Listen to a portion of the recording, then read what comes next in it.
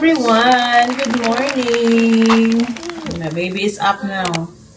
I only slept 3 hours kasi buong gabi, the whole morning, 1 a.m. gising siya until 2. And then natulog, mga 2 hours and then gising ulit. Ako yung gumigising kasi yung asawa ko sarap ng tulog. Today is Saturday. Ay. Oh, good morning. Good morning. Good morning. Wow, gising na siya, guys. It's already 11. Sarap ng tulog. Ako pagod pa. Aww. Wait. Magluluto pa ako, guys, ng breakfast. Breakfast time. Magluto na lang ako ng lunch namin. Hello. Hello, baby. Ay, nagpupop. Kaya pala umuutot.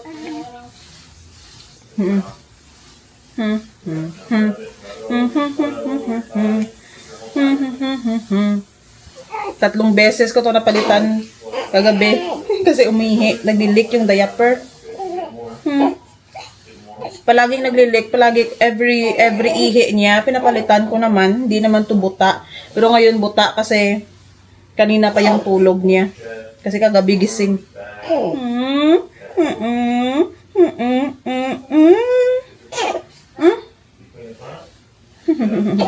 Palitan ko muna, guys, yung kanyang diaper. Ay! Umutot ang baby.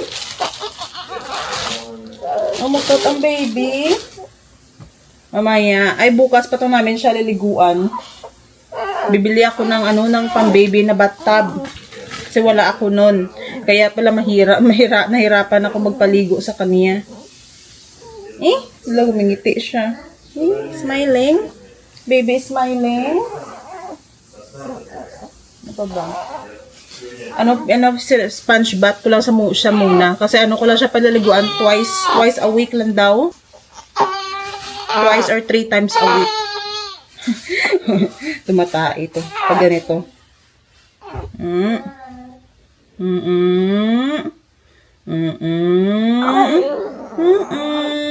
Nabuti hindi nag-leak yung diaper niya ngayon. Ngumingiti. Nilagyan ko siya ng double na jacket.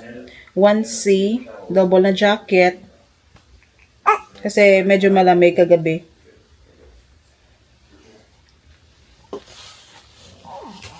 Ew.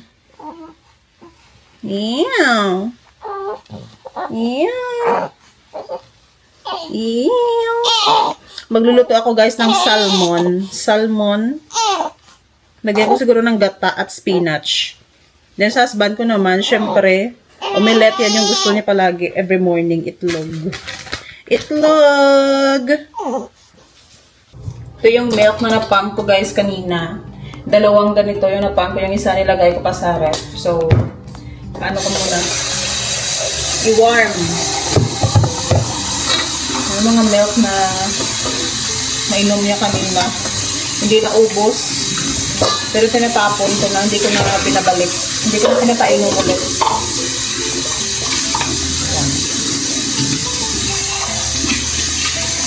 After nito, magluluto ako. Yung tubig kasi namin dito, guys, hot and cold. Kaya minsan nagsasabi na hindi ko daw sinisterilize. Dito na ako nag-sterilize kasi mainit ko na tubig. Dito na lang ako nag-warm minsan ng milk na nalagay ko lang sa dito. So, ayan. Mag-warm na yan siya. Warm ko lang yan kahit mga 10 minutes. Tapos yung mga bote, binababad ko na rin dito. O sinugasan ko. Basta gutom. 1 hour ago. Mga 1 hour ago lang siya namin na painom ng gatas. Umiiyak na naman. Ay, ito madami. Hindi na ito maubos. Isa rin 3 ounce. So guys, 3 ounce yung na-pump ko kanina. 3 ounce, 3 ounce. Madami na.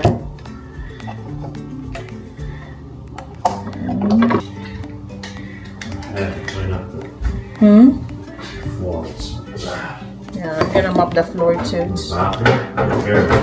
Put some hair. Babe, my husband will gonna feed him. So I'm gonna make some breakfast.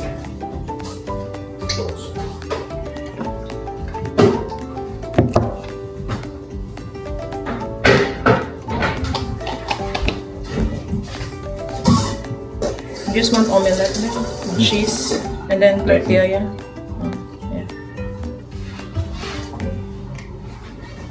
Magluluto na ako guys ng itlog.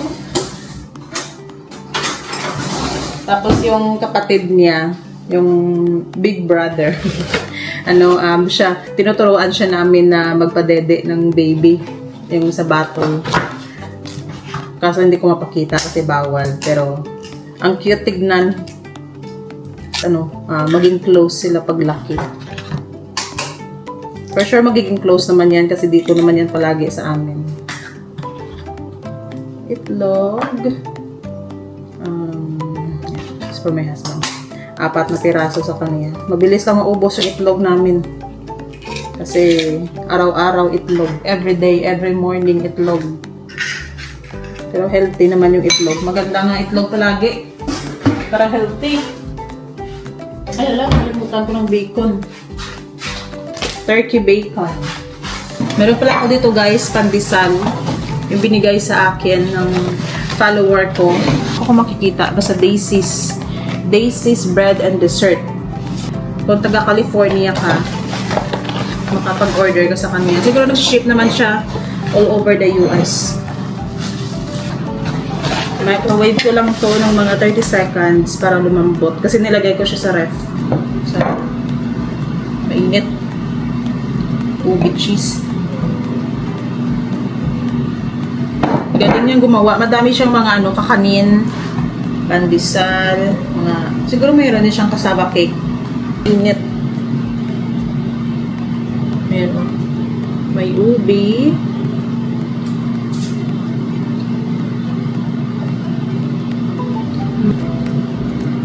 Yung cheese. Cream cheese. Sarap.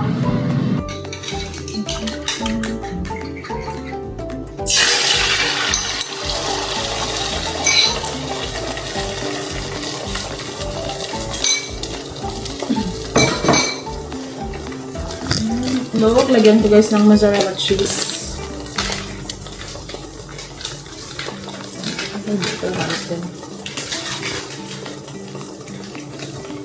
Wala na akong cheddar, so mozzarella na lang.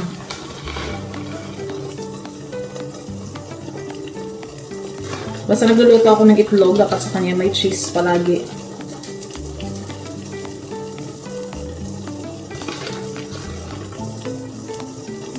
O parang nagustuhan ko din yung may cheese.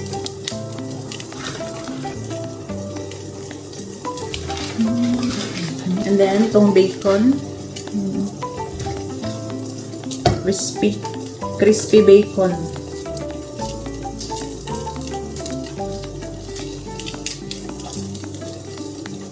Araw-araw guys, ito lang yung breakfast niya. Hindi nagsasawa. Or pancake. Pero mostly itlog talaga. Then sa dinner naman, burrito. Wala na. Kaya may mga nag-comment sa akin ng New Year. Nagsabi na hindi ko daw binibigyan ng food yung asawa ko sa party. Kasi ayaw niya. Ayaw niya kumain ng mga especially Filipino food, ayaw niya. Pero kasi before kami umalis guys, before kami pumunta sa party, kumain na siya ng pizza din sa bahay ng aking friend. Kasi naghanda na yung friend ko ng American food or Mexican food. Kasi yan yung gusto niya. Kaya pag nung dumating sa party, hindi na siya kumain. Yung iba nagko-comment na, sabi nila, grabe lang ako, hindi ko daw inaalok yung asawa kong kumain. Kasi ayaw niya.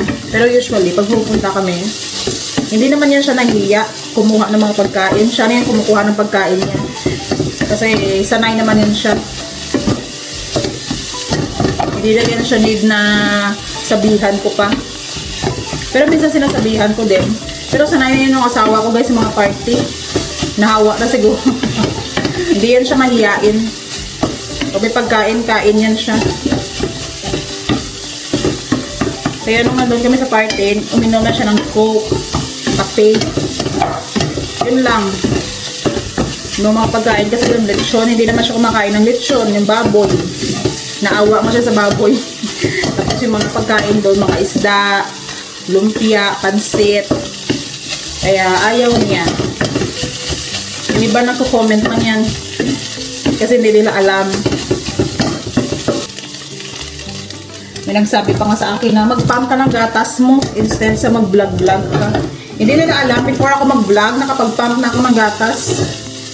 Kaya nung yung mga tao nakapagsalita lang based sa mga video na nakikita nila na 30 minutes, 25 minutes. So ano ba naman yung video na 25 minutes at 24 hours na ginagawa ko? No, hindi niyo alam yung nangyayari sa likod ng camera, sa likod ng behind the scene. Behind the scene. Before ako nag-vlog guys, piniprepare ko na yan yung mga gatas. Kasi alam ko naman na mag-vlog ako. Tapos nag-vlog naman ako, mostly pag nandito yung asawa ko, especially ngayon na may anak na kami. Tapos pag ako lang naman sa bahay, nag-vlog ako, pag tulog siya. Pag masarap yung tulog niya. Pagkatapos ko siyang pa-didiin, inumin ng gatas, mag-change ng diaper. Pero minsan yung mga ganyang scene, include ko din sa vlog ko para may additional din na oras. Kasi alam nyo guys, dito sa YouTube, dapat yung mga video mo, mga 25 minutes, 30 minutes. Dahil may nagsabi din na pinagkikitaan ko lang daw yung anak namin. Hindi naman yan mali. Pag mantika pa natira. Pag yung video mo, hindi naman malalaswa na content. Kung about na naman sa daily life na vlog, so why not? Kasi vlog na naman ako, nag-vlog naman ako palagi. So bakit na hindi ko ipakita yung anak ko? Pag hindi mo ipakita yung anak mo, sasabihin nila na OA, hindi pinapakita. Same sa stepson ko. Pakita mo naman. Tapos pag pinakita ko naman yung anak ko, sabi na ba sila na pinagkikitaan mo lang yung anak mo? Ako, kaya gawin natin kung anong gusto natin kasi yung mga tao may sasabi talaga sila. May masasabi at masasabi talaga. Normal lang naman yun. Ano na sa akin? Pero magluto muna ako guys ng itlog.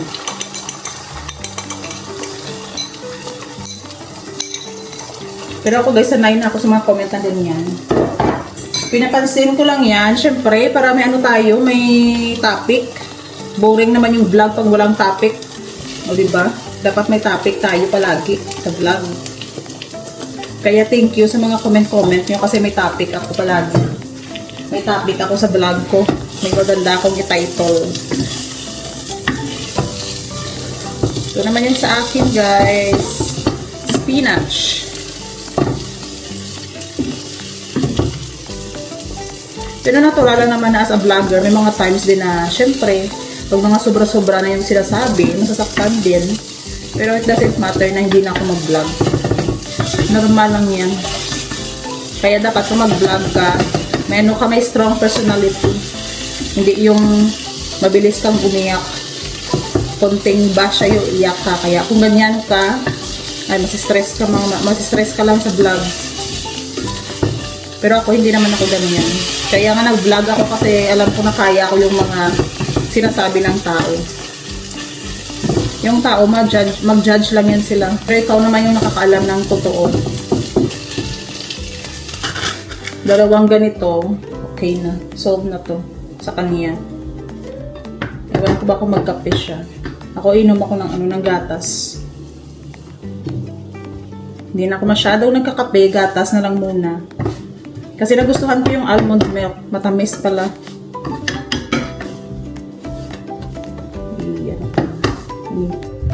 Breakfast time.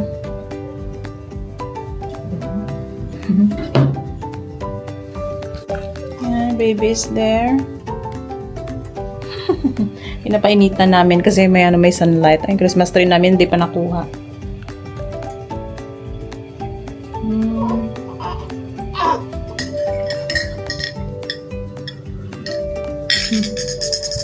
Coffee. Kain tayo mga madam. Thank you Lord sa blessing. Oh, it's in the couch.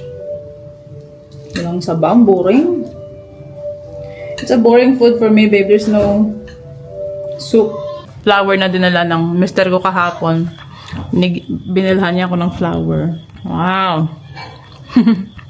Ipa-flour. Ito na yung aking salmon. Luluto ko na ngayon. It's already 4 p.m. na hindi pa ako nakatulog ngayon nung nakatulog si Weston. Kaya, ngayon na ako magluluto. Hindi pa ako nakatulog. Sinantok na nga ako. Sana matulog siya tuloy-tuloy. Alas 4 pa lang. Hugasan ko muna.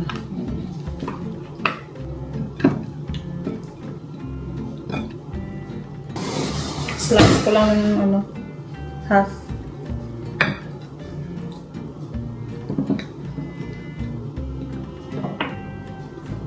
Lagyan ng salt and pepper.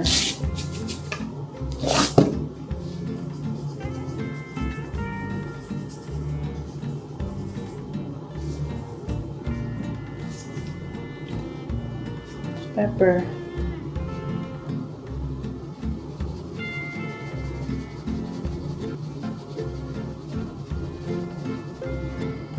First time kong magluto ng salmon. Salmon. Silent L. Daw to? Healthy daw to sa mga breastfeeding moms. O sa pregnant, basta wag lang sobra.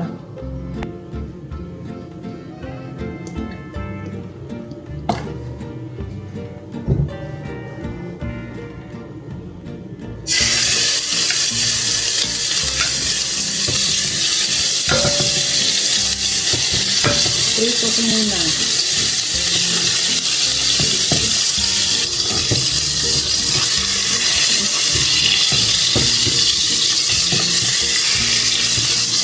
Days na kung ayaw na to,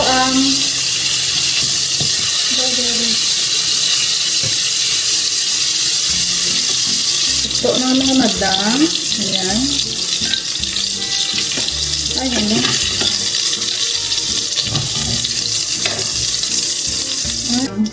Isa ko lang ng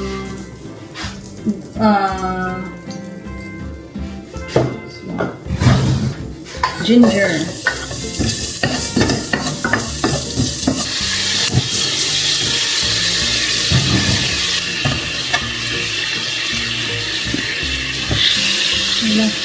Dusin ko na lang to. Sayang. Parang malabnaw yung gata. Asin.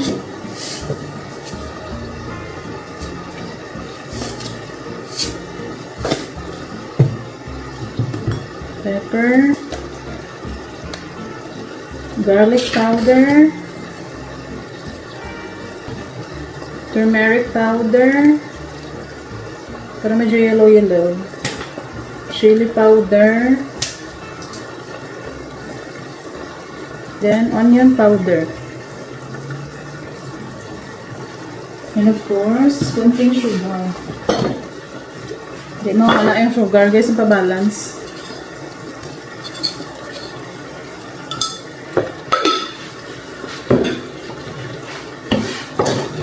Wala ng mga magic sarap kasi madami na tong spices. Lagyan ko pa ng turmeric para yellow na yellow.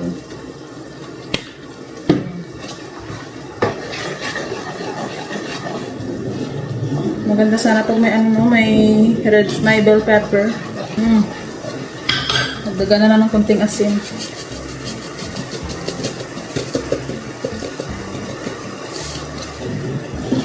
Creamy siya guys, creamy.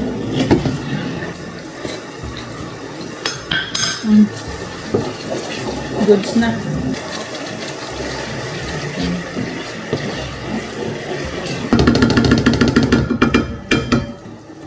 Ay, hala, nakakod pa. Perfect na sana. Sige na lang. Namiyan na lang siya.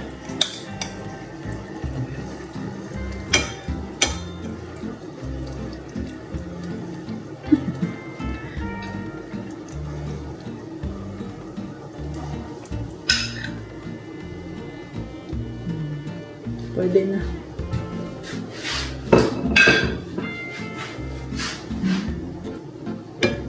Ang ng toppings.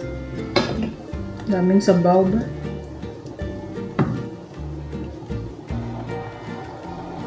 Sarap.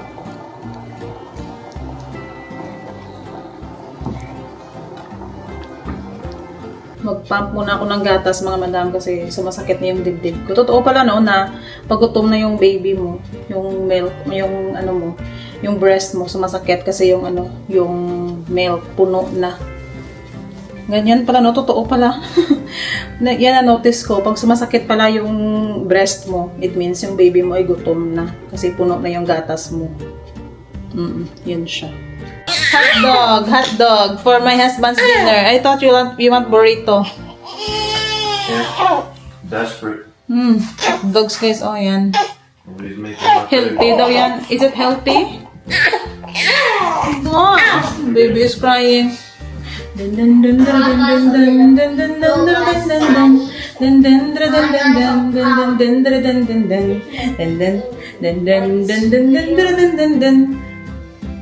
siya.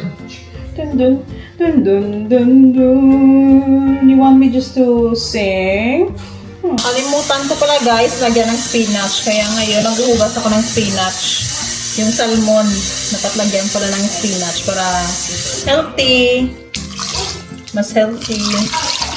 Lahat ng kinakain ko yan, may spinach na. Gasan ko lang ng mabuti. Tapos sa kanila, hotdog yung kanilang dinner. Oh, I got you. Lupok mo siya. No.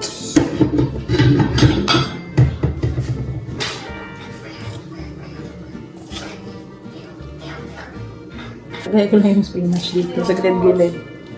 No.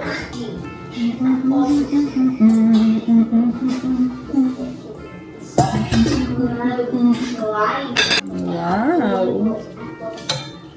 Nakain nga daw hilaw yung spinach, yung mga salad-salad.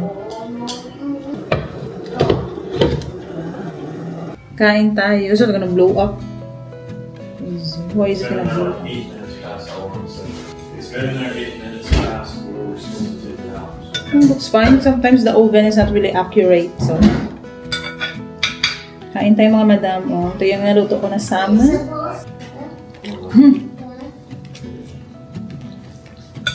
Sarap. Siyempre ako nagluto, masarap.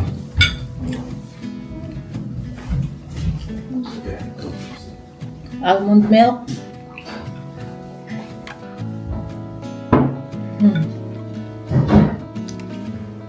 So na yung dinner ko guys. Hanggang bukas na to. Sabi ko nagluluto pa rin ng hotdog. Nagbe-bake pala.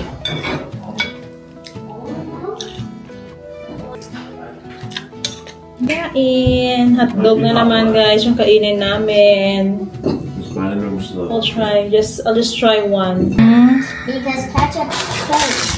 Ketchup's cold. I just want one. I don't want it also.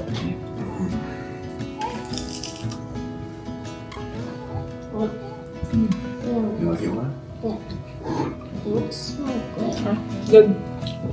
You like it? It's okay. It would probably be great if it didn't burn.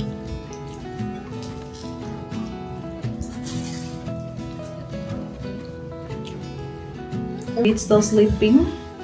Sleeping so good. You full of him. Dinner niya hotdog. Gonna take a picture after. First, we're gonna take a picture with this picture. And that's all for today's video, mga madam. Matutulog na ako. I'll just try to take a nap, even just 1 hour. Because later, I'm gonna stay up again. For sure, he's gonna be awake. It's already 7 p.m. here and he's still sleeping. He's about So to good wake luck. up for the night. Wake up like 12 a.m. Mhm. And my husband will just gonna sleep good. Yeah. And thank you so much guys for watching. Don't forget to like, share, and subscribe our YouTube channel. And if you want to follow us on Facebook, my name is Maria Rose Vlog 2 with Blue Mark Check. God bless everyone. Bye!